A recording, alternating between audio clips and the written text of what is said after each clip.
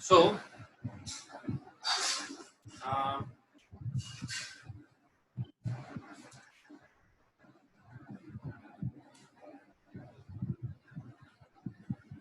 Given date से पहले ये पेंटिंग्स वहां पे पहुंच जानी चाहिए, और ऐसा क्लैरिफाई भी किया गया था कि अगर वो गिवन डेट से पहले या गिवन डेट को वहां पे नहीं पहुंचा तो मेरा एग्जीबिशन में काफी नुकसान हो जाएगा. I'll be at a good amount of loss if these paintings do not reach at a particular place at or before the given date.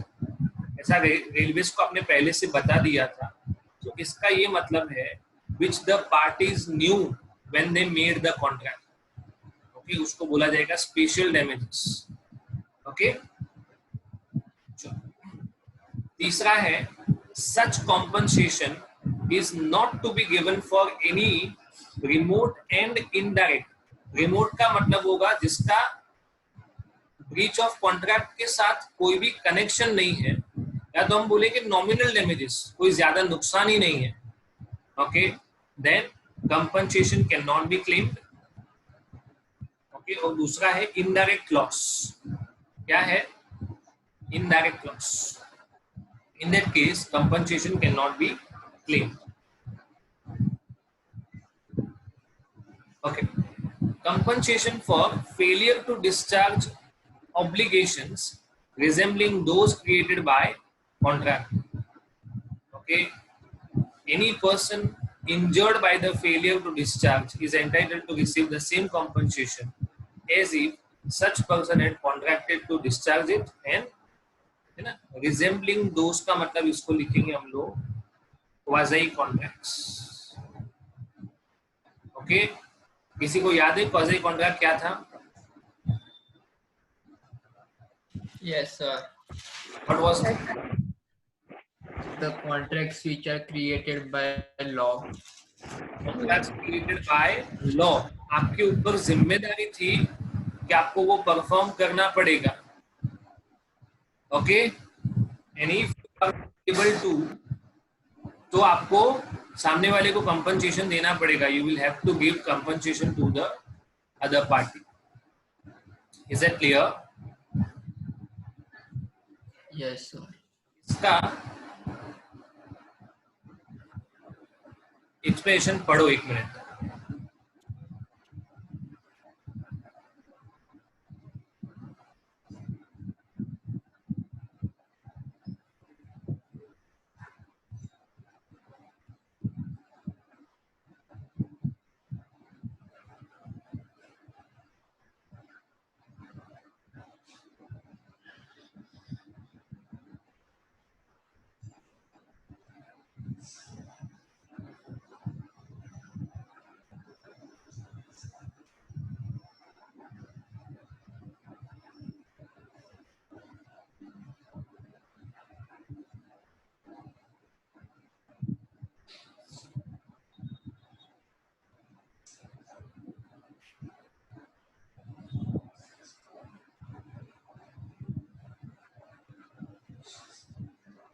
वही सारे वर्ड्स यहाँ पे रिपीट किए हुए हैं, which naturally arises or which the party knew when they entered into.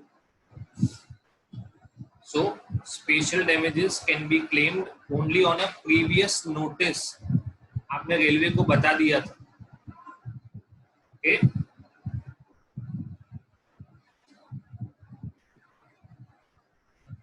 No compensation for any remote or indirect loss. Okay?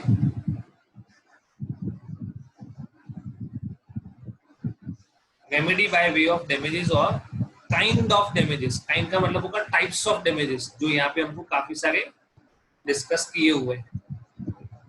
Okay, मैं आपको main words पे फोकस करवा रहा हूँ. It is a most common remedy available. Okay, जिसकी वजह से suffering party को क्या राइट मिलता है? To recover compensation for the loss suffered. Okay, किसके पास से क्लेम करेंगे? Party who causes the breach, जिसने अपना प्रॉमिस परफॉर्म नहीं किया. उसके पास से हम कंपनसेशन क्लेम करेंगे। और ये सबसे कॉमन रेमेडी अवेलेबल है हमारे पास। जो भी 5 अलग अलग तरह के सॉल्यूशंस अवेलेबल हैं उसमें से सबसे कॉमन ये है। ओके, चलो सबसे पहला है जनरल डैमेजेस और ऑर्डिनरी डैमेजेस। ओके, मैं आपको आज इसका क्विक ओवरव्यू दे देता हूँ। ओके, कल इसके बारे में डिटेल में पढ़ेंगे। ऑर्डिनरी डैमेजेस का मतलब विच नेचुरली अराइजेस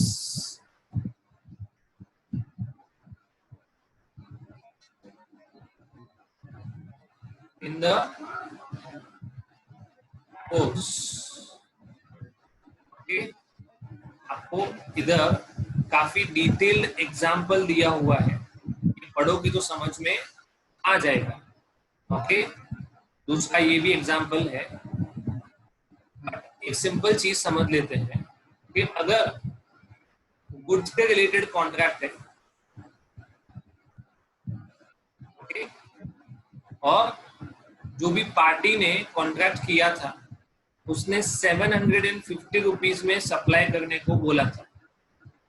अभी वो मना बोल रहा है कि मैं 750 में सप्लाई नहीं कर पाऊंगा, या तो मैं गुड्स सप्लाई ही नहीं कर पाऊंगा। और मीनवाइल मार्केट में प्राइस हो गया है 775। आपने 750 में कॉन्ट्रैक्ट करके रखा था, इसके लिए आपने मार्केट से खरीदा नहीं, कहीं और से। ओके, बट जिसके पास से आपने कॉन्ट्रैक्ट किया था उसने आपको मना बोल दिया कि 750 में अब मैं गुड्स डिलीवर नहीं कर पाऊंगा, तो आपको मार्केट से हायर रेट देके खरीदना पड़ रहा है। तो you are paying 25 rupees higher, इसका डिफरेंस है 25 rupees. So this can be claimed as ordinary damages, which naturally arises in the course of business. Special damages मैंने आपको रेलवे वाला एग्जांपल दिया था। ओके, इधर आपको स्पेशल डैमेजेस के बारे में भी बात कर सकते हैं। ओके, से फॉर एग्जांपल आपने किसी के पास से गुड्स मंगवाया और आपने उसको क्लियर बोला था, ओके, कि अगर आप मुझे इस डेट से पहले गुड्स डिलीवर नहीं कर पाए तो मेरे हाथ से बड़ा ऑर्डर चला जाएगा। ओके, मुझे एक बहुत बड़ा ऑर्डर मिला है और मुझे इस पर्टिकुलर डेट पे ही गुड्स सप्लाई करना है। अगर आप मुझे गुड्स सप्लाई नहीं कर पाए तो मेरे पास से बड़ा ऑर्डर चला जाएगा। मतलब आपने प्रीवियस नोटिस दिया था। Okay, you had given a previous notice.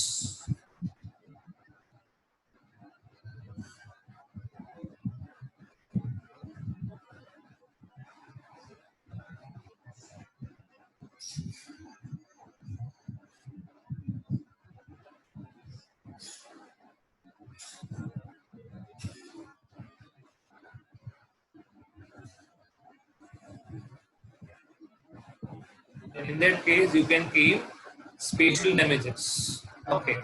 What is the vindictive damages? Vindictive का मतलब यहाँ पे लिखा हुआ ही है exemplary damages. Exemplary damages का मतलब होगा such type of damages which are awarded, which are given by the court of law to set an example, to set an example. ऐसा नॉर्मली समझो कि एक क्लास चल रही है ना, स्कूल में एक पर्टिकुलर लेवल, पर्टिकुलर स्टैंडर्ड, बचपन में ऐसा समझो कि 5th या 6th स्टैंडर्ड में, और बच्चे बहुत शरारत कर रहे हैं।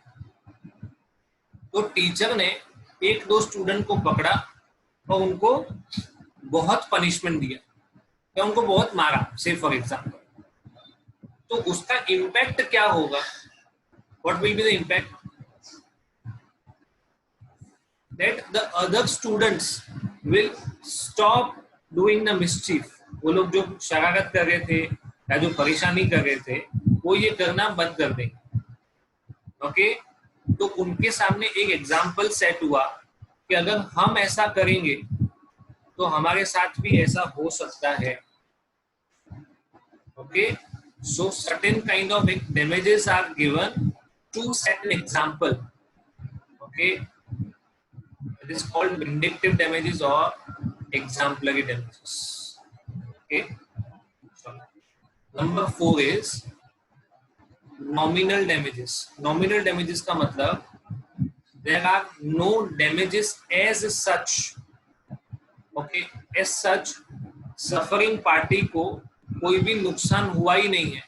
There is no loss to the party. But just ऐसा है कि एक वो रिचुअल है. रिचुअल बोलेंगे या तो ऐसा बोलेंगे कि कोर्ट ऑफ लॉ का एक प्रोसीडिंग्स है कि अगर कोई भी ब्रीच करता है, if anybody takes the promise, अगर कोई भी ब्रीच ऑफ कॉन्ट्रैक्ट करता है, then he or she is liable to pay damages. उसको कंपल्सरी damages पे करना पड़ेगा. Okay, but always remember damages तभी अवॉर्ड किए जाते हैं जब एक्चुअल में किसी भी तरह का लॉस हुआ हो. हमने फ्रॉड वाले केसेस में पढ़ा था, है ना, फ्री कंसेंट वाले केसेस में, अगर आपने किसी के साथ फ्रॉड किया और सामने वाले हुआ है तो ही वो कंपनसेशन क्लेम कर सकता है, अदरवाइज नहीं कर सकता. फ्रॉड और मिसरिप्रेजेंटेशन वाले केसेस में. ओके, तो वो यहाँ पे भी एप्लीकेबल होगा कि ब्रीच की वजह से एक्चुअल डैमेज हुआ है तो ही क्लेम कर सकते हैं, अदरवाइज नहीं. But as a normal procedure of the court, okay, court आपको मिनिमम कुछ damages, it can be as low as 1 rupee और 10 पैसे, है ना. ऐसा होता है ना कि वो चलो तुमको 10 रुपए का डैमेजेस अवॉर्ड कर दिया, खुश, सामने वाले को हमने ब्रीच ऑफ कॉन्ट्रैक्ट के लिए पनिशमेंट दे दिया. आप ऐसा क्लेम करो कि सर 10 रुपए क्या होता है, फिर तुमको नुकसान हुआ है, नहीं हुआ है, नुकसान नहीं हुआ तो डैमेजेस नहीं हुए, बट जस्ट टू सेटिस्फाई और to complete the procedure of law we are awarding a damage known as nominal damages. Okay, damages for deterioration caused by delay. Okay, अगर डिले की वजह से आपके पास से कोई अपॉर्चुनिटी चला गया, okay, special opportunity for sale, या तो आपका गुड्स का क्वालिटी डिटेरियोरेट हो गया, okay, then in that case you can also claim damages. but देखो स्पेशल डैमेजेस में था कि नोटिस देना पड़ेगा तो ही आप डैमेजेस क्लेम कर सकते हो. ये वाला जो डैमेजेस है वो विदाउट नोटिस भी क्लेम किया जा सकता है.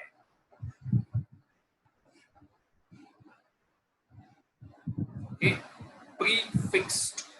प्रीफिक्स्ड डैमेजेस का मतलब होगा डिसाइडेड इन एडवांस. इसको लिक्विडेटेड डैमेजेस भी कहा जाता है. लॉ में इस तरह के डैमेजेस का नाम है लिक्विडेटेड, और वी कैन से असर्टेन्ड.